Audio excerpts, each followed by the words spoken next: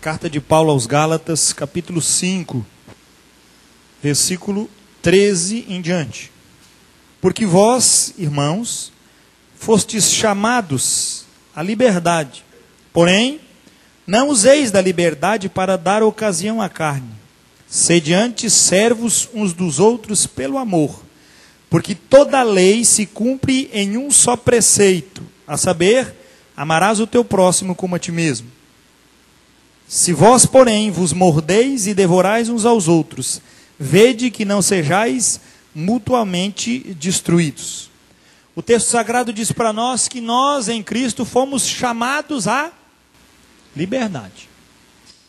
O nosso chamado é de liberdade, a nossa vida é de liberdade, a nossa conduta é de liberdade. E o que é mais importante, amado, os nossos pensamentos são para a liberdade. O nosso viver para a liberdade. Não é uma posição que nós temos que manter, é um chamado.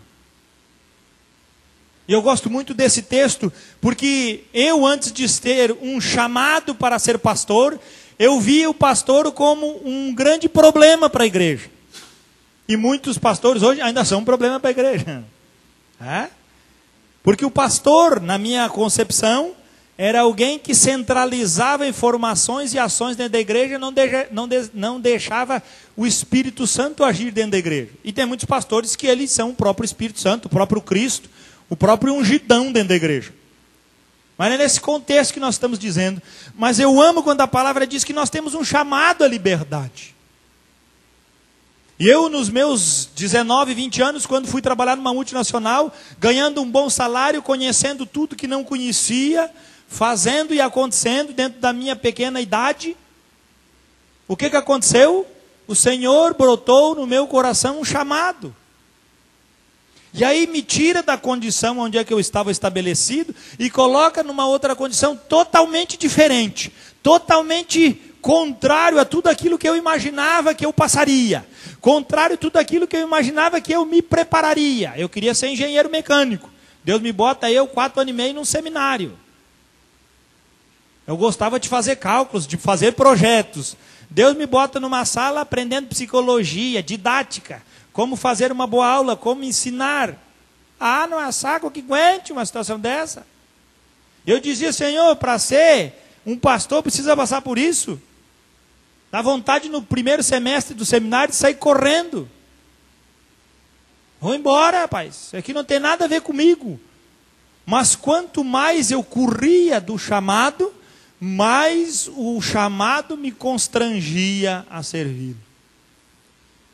Quando passou os 4 anos e meio do seminário, e que eu estava agora assim, deveras dentro, formado, na formatura eu olhei e disse, Senhor, como foi gracioso esse tempo que eu estive aprendendo. E agora o que aprendi, que também não se ocupa muita coisa no ministério, mas pelo menos traz discernimento dentro da esfera humana do conhecimento, não espiritual, porque ninguém com título de pastor é pastor, mas sim com o chamado do céu. Este sim é pastor. O pastor não depende da terra, ele depende da igreja que está na terra, a qual verdadeiramente o elege para ser um pastor. Agora, dentro do contexto que nós estamos vendo aqui em Gálatas, ele diz, irmãos, nós fomos chamados à liberdade. Querido, ainda que você corra contra, ainda que você siga leis e normas, o teu espírito sempre vai estar vislumbrando um andar de liberdade. Ainda que te coloquem em cadeias, ainda que algemem as tuas mãos, ainda que te prendam em grilhões, o teu espírito teve um chamado e este chamado te trouxe a liberdade. É o que o texto está dizendo para nós. E Paulo bem pode dizer isso, que quando ele escreve a carta aos Colossenses, ele diz isso, né? Queridos, vocês são livres em Cristo, a liberdade de Cristo é o melhor que temos. E quando ele termina a carta, ele diz o quê? Lembre-se das minhas algemas. A carta com mais dinamismo sobre liberdade, Paulo estava escrevendo aonde? Da cadeia. Aos olhos humanos, preso, mas aos olhos espirituais, totalmente livres. É nesse contexto que o apóstolo Paulo está trazendo para nós. Versículo 14. porque toda a lei se cumpre em um só preceito, a saber, amarás o teu próximo como a ti mesmo. As nossas atitudes são internas, de um reconhecimento e de um andar que verdadeiramente está muito além da condição que se percebe como liberdade. Por que não devemos dar ocasião à carne? Irmãos, a ocasião à carne é que vem cercear a nossa liberdade. Quem é que faz isso? É nós. Veja bem o que o pastor está dizendo. O chamado é para todos. Mas se a condição do nosso chamado não for de acordo com o chamado, quem é que vai se envolver com a carne? Os que dão ocasião para ela. É o que diz o texto sagrado. 15. Se vós, porém, vos mordeis e devorais uns aos outros, vede que não sejais mutuamente destruídos. Como é que estava o coração do amor dessa igreja?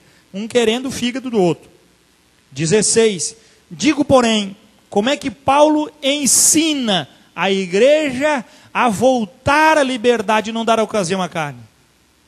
Quando a igreja está totalmente corrompida, um querendo o fígado do outro, um odiando o outro dentro da igreja. O que faltou nessa igreja, meu querido? Liberdade? Não, liberdade é um chamado, nós temos. O que faltou? O Espírito Santo. Olha lá o que diz. Digo, porém, andai no Espírito e jamais satisfareis a concupiscência da carne. Porque a carne milita, guerreia contra o Espírito. E na mesma proporção, o Espírito milita, guerreia contra a carne. Porque são opostos entre si. Para que não façais o quê? O que você quer. Porque se nós fizermos o que queremos, nós vamos escolher sempre o quê? A oposição ao Espírito. Mas pastor, eu sou crente, eu fui chamado à liberdade. Meu filho, como 1 mais 1 é 2. Todas as vezes que você tomar decisões, por mais justas que pareçam, por mais cheias de liberdade que pareçam, essas decisões serão a tua ruína. Nós não podemos tomar decisões na nossa vida se não for pelo poder e pela ação do Espírito Santo. Por isso diz o texto sagrado, todas as vezes que nós quisermos tomar essas atitudes sozinho, pelo nosso próprio entendimento, nós nos separamos de Deus. Por isso o texto sagrado diz, seja conhecida diante de Deus todas as vossas necessidades com súplicas e ações de graças. Por quê? Tudo tem que ser trazido diante do Senhor.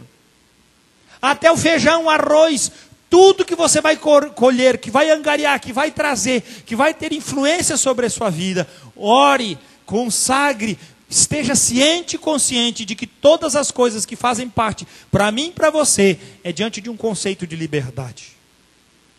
Se a nossa escolha for na simplicidade das coisas corriqueiras, perderemos o foco da graça de Deus que vai se revelar na nossa vida. Como? Finalzinho do versículo 27. Para que não façais o versículo 17, para que não façais o que porventura seja do vosso querer. 18, mas se sois guiados pelo Espírito. O que o Espírito vai fazer por nós? Guiar.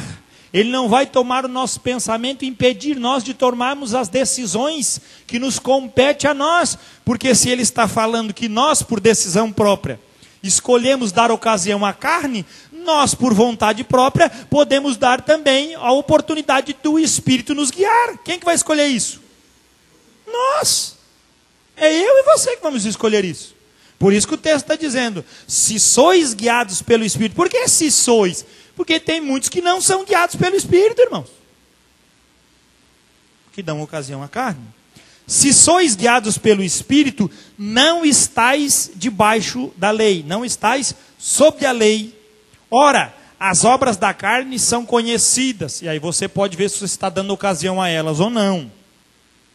E são prostituição, impureza, lascívia, idolatria, feitiçarias, inimizades, porfias, ciúmes, iras, discórdias, dissensões, facções, invejas, bebedices, glutonarias, e coisas semelhantes a estas, a respeito das quais eu vos declaro, como já outrora vos preveni, que não herdarão o reino de Deus os que tais coisas praticam.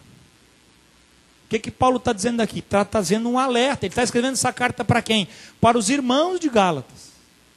E ele está trazendo um alerta, e dentro do alerta ele está definindo uma ordenança apostólica, dizendo que a prática, como fruto das consequências da carne, são das pessoas que não vão herdar o reino de Deus. Você entende bem? Não vão herdar os que praticam essas coisas. Mas nós temos na igreja, vamos lá, pessoas que se prostituem. Temos ou não temos? Temos. Nós temos na igreja, não, pastor, isso é para ímpio. Não é para ímpio não, querido. É para dentro da igreja. Nós temos dentro da igreja pessoas impuras. Tem gente que só se lembra de pedir perdão ou orar para Deus a hora que entra aqui, no domingo à noite. Ele anda do domingo das 9 da noite até o domingo às 7:30 da noite, do jeito que ele quer, totalmente guiado pela carne, totalmente usufruindo todos os prazeres do cativeiro espiritual, totalmente entregue às ações malignas e demoníacas. Aí entra na igreja e diz: Senhor, me perdoe que eu preciso participar aqui do culto para não ficar com a mente tão pesada, o coração tão entregue para os urubu. E aí, 9 horas, ele continua vivendo a mesma vida. Existe no nosso meio alguém que é mulheres ou homens lascivos? Idólatra? Não, aqui não tem idolatria. Meu Deus do céu. A igreja é o lugar de maior idolatria que tem. Eu estou falando da católica romana, da batista, da presbiteriana, da assembleiana. Aonde tiver um ídolo, eles se agarram.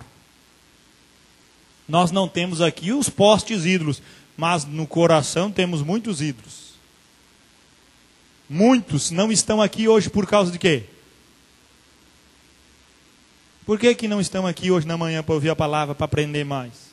Porque custa. Eu tenho que dormir um pouquinho mais. Outros, para a praia tem sol. Deu ocasião para quem? É para carne mesmo, tem certeza, irmão? Mas não é bom um cara descansar e ir para a praia? É bom ir para a praia, é bom descansar. O pastor acabou de chegar aí das férias, é importante, mas tem que ser na reunião dos santos. Tem que ser justamente nos dias, na hora, no momento onde a igreja está reunida para buscar o Senhor. Isso é dar ocasião à carne, mano. Ninguém está dizendo que o cristão isso é levantar idolatrias.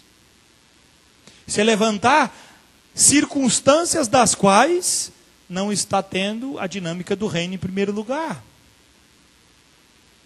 Existe feitiçarias no nosso meio? Deus o livre, né, pastor? Que alguém vai ser macumbeiro aqui na igreja. Meu filho, a Bíblia diz: se você amaldiçoa seu irmão, se você deseja o mal para o seu irmão, isso é feitiçaria. Isso é abrir portas para trazer condições malignas. Mas eu não faço para o meu irmão. Pode ser que para o seu irmão você não faça, mas quem sabe você faz para o seu filho? Olhando para ele todo dia, dizendo que ele não vai dar nada na vida, que ele é um estorvo para você. Eu não sei, mas você sabe. Amaldiçoa o que Deus lhe deu como uma recompensa, como um presente, para que você crie para ele, porque os filhos são herança do Senhor ou não são? É a palavra que diz isso. Feitiçaria nós pensamos quando apenas invocamos espíritos malignos, mas quantas vezes a nossa boca ela não valoriza e não honra as coisas de Deus como deve, tendo um lábio mais parecido com um feiticeiro do que o lábio longe da verdade de Deus? Se bobear, os nossos lábios são loucos, é para um coração maligno do que para um coração bem-aventurado. Inimizades, tem? Temos que amar todos de igual forma, principalmente os fracos. A gente quer amar quem está perto de nós, os que não estão perto não quer saber. Ciúmes, iras, discórdias. Iras aqui, o termo original aqui está traduzido, deve ter outra tradução que traduz um pouco diferente. A ira aqui não é que nós não podemos nos irar, podemos. A ira que ele está trazendo aqui é um rompante iracundo. Aquela coisa frequente, entendeu? Você vai falar com uma pessoa, ela está sempre irada. Todo mundo maltrata, fala mal. Tem uma língua felina, irada, uma pessoa que está sempre revoltada. Esses acessos de ira aqui, que a Bíblia diz. Isso aí é característica profunda da velha natureza. A pessoa nunca se converteu. Discórdias.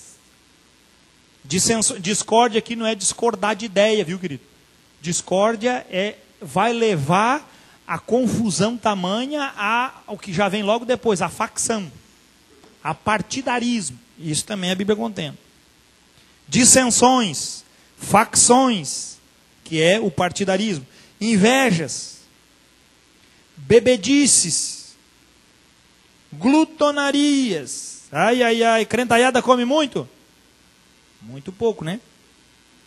E coisas semelhantes a estas, a respeito das quais eu vos declaro, como já outrora vos preveni, que não herdarão o reino de Deus os que tais coisas praticam. Está na revista Isto É, se você quiser comprar, dessa semana agora que vai vir, 74%, até coincidiu lá com o Mauro, deve ser os crentes. 74% da pesquisa está dizendo que homens e mulheres estão tendo um relacionamento extraconjugal mediante a internet. Você entra numa dessas páginas e começa a conversar, a falar palavreados de prostituição, a desejar, a cantar um ao outro e a conversar dentro de Facebook, Twitter, Orkut. E aí está escrito na capa, traição virtual. Aí você pode pensar assim, isso é o fim da picada, pastor. Filho, escute bem o que o pastor vai dizer. Eu estou chutando por baixo, mas eu diria que 60% dos membros dessa igreja praticam este ato. Ah, pastor, meu filho, porque eu conheço as minhas ovelhas. Pode ser que você não conheça, mas eu conheço. Aí eu pergunto para ti, estão dando ocasião ao espírito ou à carne? Nós somos uma igreja espiritual, uma igreja carnal. Ah, mas eu não faço isso. Meu filho, se cuide, porque você pode não fazer agora, amanhã eu não sei. Porque é sempre da boca daquele que nunca fez, é que vem os piores fardos. Nós somos chamados à liberdade, e aquilo que nós constituímos como liberdade, nós constituímos, é liberdade para mim procurar isso, porque não ofendo minha mulher, não ofendo meus filhos, não ofendo minha igreja, está tudo resolvido. Diz o texto sagrado, não existia internet naquela época, mas o que Paulo diz? E os que tais coisas, ou seja, semelhante a estas praticam, já vos disse e vos afirmo, que não herdarão o reino dos céus. É verdade ou não é? Que ações nós estamos tendo com uma conduta de uma família verdadeiramente que se envolve dentro de um conceito, aonde o mundo está colocando práticas dentro da igreja, que nós mesmos dentro da igreja usufruímos das práticas e ainda consideramos elas normais. Lembre-se na semana passada quando eu falei que os métodos de prostituição, dando estudo na EBD, nos últimos dias, que ele traria um verbo para nós, que ele abrangeria o motivo, dizendo que a prostituição era algo nunca imaginável na terra. Quem quer imaginar que um homem ou uma mulher se prostituía agarrado num computador? Quando é que tu ia imaginar isso na tua cabeça? Quando? Que uma mulher ia ficar pelada de um lado e um homem pelado do outro, e iam fazer sexo virtual. Você pode imaginar isso na sua cabeça? Mas lá na Bíblia estava escrito. E ainda vamos descobrir outras aberrações que nós não sabemos, mas que o texto está dizendo para nós. Que a igreja, quando tira o foco do Espírito e para de buscar, de ser guiada pelo Espírito Santo, certamente ela vai ser guiada por alguma outra coisa.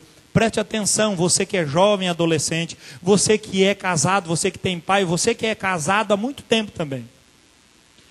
As amarras do inferno nos últimos dias, elas virão sorrateiramente. a ponto, escute bem, querido, de nem trazer peso na consciência, por trazer ela a uma superficialidade, a uma coisa tão natural, que não vai trazer nem peso ao coração. E ali vai estar sendo implantado o pecado e a destruição. E nós precisamos estar cientes. Quem é que vai se livrar disso? Os que são guiados pelo Espírito Santo. 22. Mas o fruto do Espírito é amor, alegria, paz, longanimidade, benignidade, bondade, fidelidade, raiz de fé, mansidão, domínio próprio. Olha aí, ó. Contra as coisas semelhantes, o Espírito deu a nós o domínio próprio. Contra estas coisas não há lei. E os que são de Cristo Jesus, o que diz o texto? Para arrematar, crucificaram a carne com as suas paixões e concupiscências. Se vivemos no Espírito, andemos também no Espírito. Não nos deixemos possuir de vanglória, porque também não é um fruto do Espírito. Provocando uns aos outros, tendo inveja uns dos outros. Isso quer dizer o quê? Você que tem posse, você que pode, ajude, mas não toque sineta. Entendeu, filho? Não faça algazarra. Você que tem condição de se vestir muito bem, não demonstre o luxo exacerbado a ponto de provocar inveja nos outros. Nunca vão conseguir ter sapato, ter essa roupa, ter essa calça. Até a conduta nossa de liberdade não pode ser debaixo de um campo de idolatria. O vestir-se com a melhor camisa da moda, com a melhor calça da moda, com a melhor roupa da moda, também é um princípio idólatra. Escute bem, a vestimenta pode ser idolatria para alguns. Mas por quê, pastor? Lógico, o cara trabalha o mês inteiro para pagar a prestação de R$ 1.500 para roupa. Essa pessoa é certa ou é variada da cabeça? É lógico que é variada da cabeça. Vai ali em Brusque, com 1.500, compra roupa para a família inteira durante 5 anos. Olha o que tem de camiseta lá de 5 pila, né, de rolo. Ah, mas o que vão dizer para mim se eu chegar com uma roupa de R$5? Não vão dizer nada não, meu filho. A hora que tu terminar de usar a primeira vez, traz para a tia Bia aqui, traz aqui para a Miriam e vai fazer pano de chão. Nós precisamos na igreja também disso aí.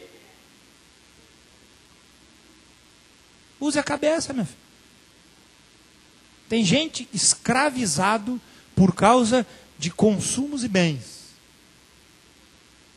Pode ser que você esteja mais maduro, mas os nossos jovens, os nossos adolescentes e as nossas crianças, eles são afetados como uma seta do inferno que bate no coração deles diretamente.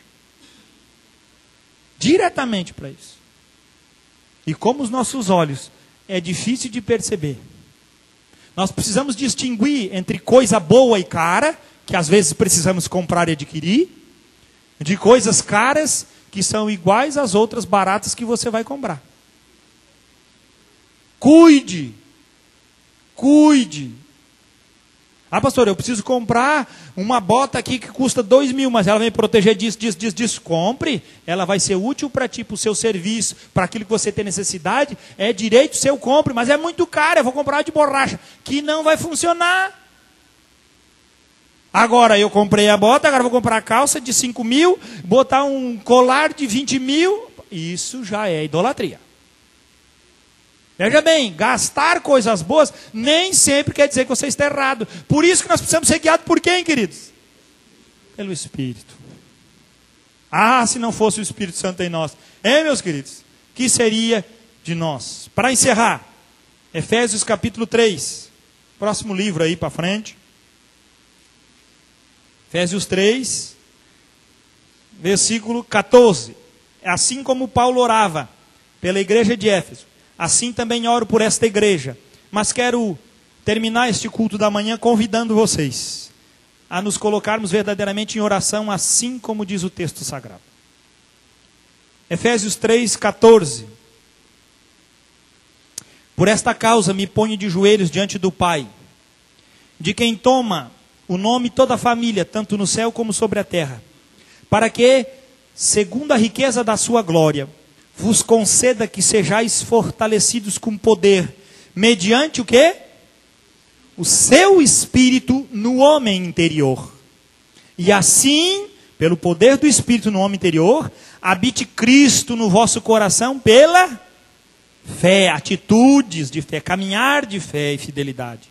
Estando vós arraigados e alicerçados em amor, a fim de podermos compreender sozinhos com todos os santos. Oh glória, eu amo a palavra de Deus e amo a igreja, porque Deus não se revela individualmente, querido. Ele se revela no meio da igreja. Por isso eu preciso de você, querido. E você precisa de mim. Nós precisamos de Cristo até o fim. Quase que nós cantamos já, né? E assim habite Cristo no vosso coração pela fé, estando vós, ou melhor, 18, a fim de poderdes compreender com todos os santos qual é a largura e o comprimento, e a altura e a profundidade, e conhecer o amor de Cristo, que excede todo entendimento, para que sejais tomados de toda a plenitude de quem? Dá para eu alcançar a plenitude de Deus sozinho, meu irmão? O que o texto diz? Eu preciso de você para ser pleno. O que diz mais? Ora, aquele que é poderoso para fazer infinitamente mais do que tudo quanto pedimos ou pensamos, conforme o seu poder que opera em quem? Em nós. A ele seja a glória na igreja. Aonde que está a glória dele? Na igreja e em Cristo Jesus, por todas as gerações, para todo sempre. Amém. Entendeu bem, querido? Por que nós precisamos de igreja? Não estou dizendo que a igreja é só quando nós estamos reunidos aqui, mas precisamos estar em viva comunhão. Você entendeu, querido? Para que possamos juntos chegarmos à plenitude de Deus. Para que possamos juntos conhecer a glória de Deus que foi dada para a igreja. Só vai acontecer, querido, se nós estivermos juntos, compartilhando desses mesmos desejos. Presta atenção. O buscar Deus solitário é para abrir seu coração e restaurado. Ser pleno é junto. Muitas igrejas dizem que você precisa ir sozinho buscar Deus. Quanto mais sozinho você estiver buscando de Deus, menos de Deus você terá. Porque Deus se revela aonde, diz o texto? Para que todos cheguemos à plenitude do conhecimento de Cristo. O Espírito se manifesta, é no meio de todos, é para com todos. E as ações desse Espírito é para o mover total. Você consegue entender isso, querido? Não estou dizendo que não se deva buscar Deus solitariamente. Estou apenas dizendo que a busca apenas de Deus se revelar para si de uma forma única, ela é mais para a carne do que para o espírito. Pode ser mais um desejo de vaidade e de espiritualidade vã do que verdadeiramente um desejo espiritual e de uma ação guiada pelo Espírito Santo. Tudo isso depende de como nós estamos e quem está nos guiando para este fim.